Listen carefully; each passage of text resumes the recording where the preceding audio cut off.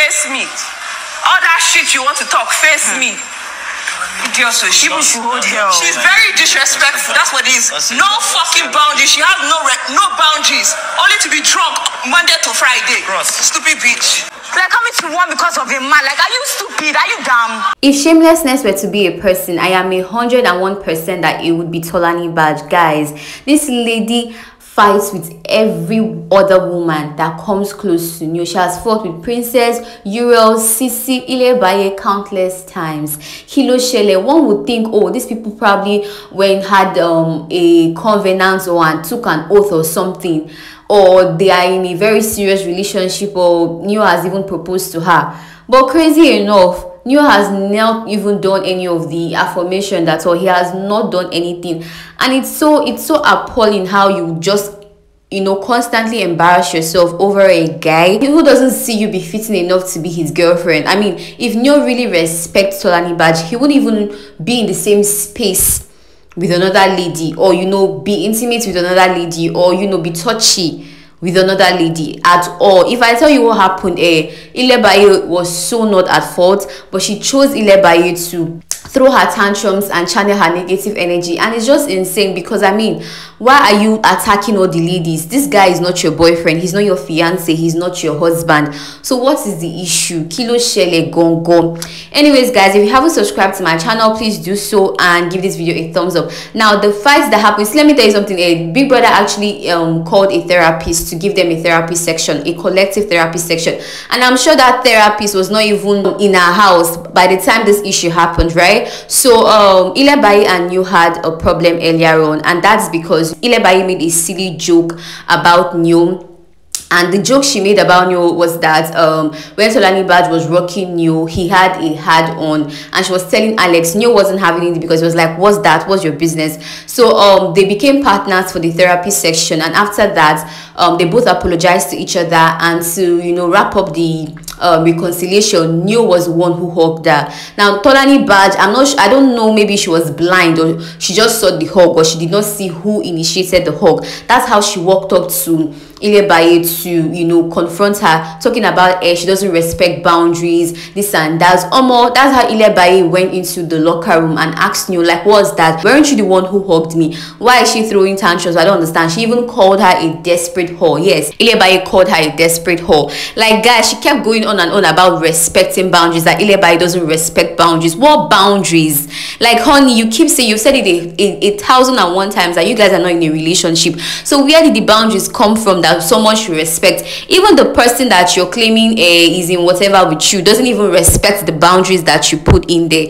Talk more of a total different person altogether. But anyway, Cries and Prince were able to take Ilebaye off the locker room to ensure that there is no exchange of blows and whatnot. That's how Tolanibaj followed Ilebaye to the garden to confront her all over again, that she's so disrespectful, she has no respect, that she's a drunkard, all she knows how to do is drink alcohol from Monday to Friday. It was that serious. So hey, it was that serious. Ilebaye even called her a dumb person, that she's dumb, she's very silly, coming to warn her because of a man, for what?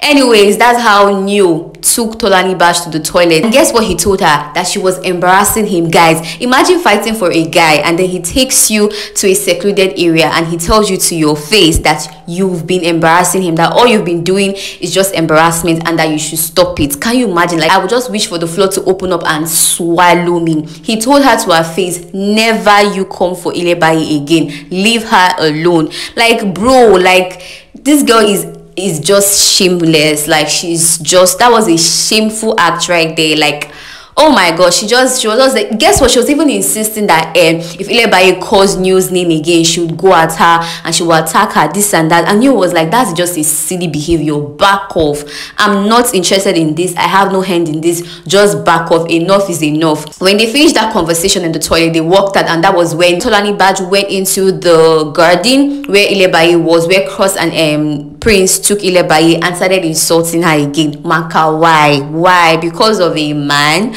Oh my gosh, guys, I don't think Tolanibaj will stop anytime soon, to be honest with you. I feel like it's only when she gets disqualified, or probably gets evicted, that's the only time she would get to her senses. After the altercation, Prince actually advised Ilebaye to stop going close to Nyo. He advised her to stop, indulging Tolanibaj, seeing that going close to Nyo triggers her and gets her so exasperated. He just told her, just stay off him, stay clear of him, to avoid her, being triggered and then, causing troubles for you, to avoid you getting a third strike. Guys, I literally saw some comments that stated that Ilebaye was enjoying the attention, like she just liked looking for their trouble and all of that, because there's Cries in the house. Why money? Other people, why not go for them?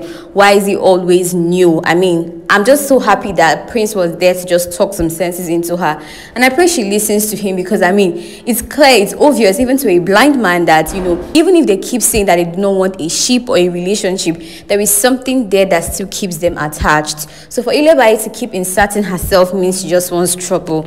I pray she listens to Prince's advice. Anyways, this morning she was seen with Adekule telling him how she felt so embarrassed, how Nyo made her feel so stupid, that Nyo, in behind closed doors would always beg her to stay with him and all of that, and he told her to her face that she was embarrassing him, and that did not make any sense, that she just felt so stupid. I'm like, girl, I wish the way you feel right now, you keep up the energy. Since you feel stupid, I feel you just get some sense, be reasonable, and just stick to yourself and not fighting, attacking other ladies because of a man who has given you no attention and dedication. Now let's talk about Lucy. Lucy had an altercation with Kim Oprah, and guess what she did? She came into the diary room and she asked for voluntary exit. Lucy that just came into the house how many days ago? This is serious. Big Brother asked her countless times, like, are you sure, are you certain what you want is a voluntary exit? Her answer was positive. Anyway, she made way to leave the house, and Big Brother called her back to ask her what happened, like elaborate. Then she said earlier in the day, when they were supposed to divide themselves into groups for the Ouija tax, Kim misunderstood the HOH grouping, and it made her feel some type of way when she wanted to explain to Kim, but she wasn't giving her the attention. And then when the happiness coach, that's the therapist, came in, she asked them to share themselves into groups again, and all numbers from 1 to whatever in groups. And then she turned to Kim, and she was trying to explain what happened earlier, and Kim responded using a word, but she couldn't remember the word, but she said it implied that she was a loud person and hyperactive, and that really got her exasperated, like she was this close to beating her up. But she didn't want to get disqualified, she didn't want to get a strike or nothing, so it's best for her mental health that she just exits the house, right? And Big Brother tried to talk to her and everything, and then afterwards Mercy was also talking to her, trying to remind her the reason why she was there in the first place. She doesn't want to be the person she was several years ago on the show. Guys, if you did not watch the lockdown edition of Big Brother, Lucy was not the one to mess around with. Lucy was always giving it to anybody that came her way, right? So according to her, she said she didn't want to be that person. She just wanted to be the loving, sweet person that is always joyous. So with this bad energy, negative energy here and there, she didn't think she would achieve that, so it was best for her to leave. But she's still in the house, so yeah. Let's talk about General Pere. Yes, so guys, the whole friction between him and Cross and the whole split in their own friendship really got to Pere. For the first time I saw Pere cried. The first time when we heard he cried was from Lucy and Tolanibaj. They were talking about his eyes being red, but he literally shed tears, probably a tear during his diary section. Guys, he cried. He talked about how everyone in the house just felt like he was a bad person and he didn't want that energy anymore, so it was best for him to leave the house. Like, he's literally considering voluntary exit. I'm like, kilo shele, what's going on? Anyways, like I said before, there was a therapist that came into the house to give them some therapy section, and I really enjoyed it, to be honest with you. It showed that the organizers of this show are really concerned about the welfare and mental health of the housemates, and not just the monetary gain and all of that. Seeing all the higgledy-piggledy confusion, Fuji house of commotion, chaos that have been going on, it was really a pleasant sight to behold, seeing all of them talking about happiness, what it meant to them, and it was just so beautiful, to be honest with you. Let's talk about Doyin's diary section yesterday. Guys, she shed a river. She cried a river. She did not cry tears though, a literal river, to be honest with you. She talked about how she was so done with the friendship with Ilebaye and how everyone in the house felt like she was a bad person. She gives so many instances, the time where Ilebaye was so rude to her and they were still insisting that she was supposed to go to Ilebaye to have her back, and she was like, mean, I'm human. I need someone to have my back as well.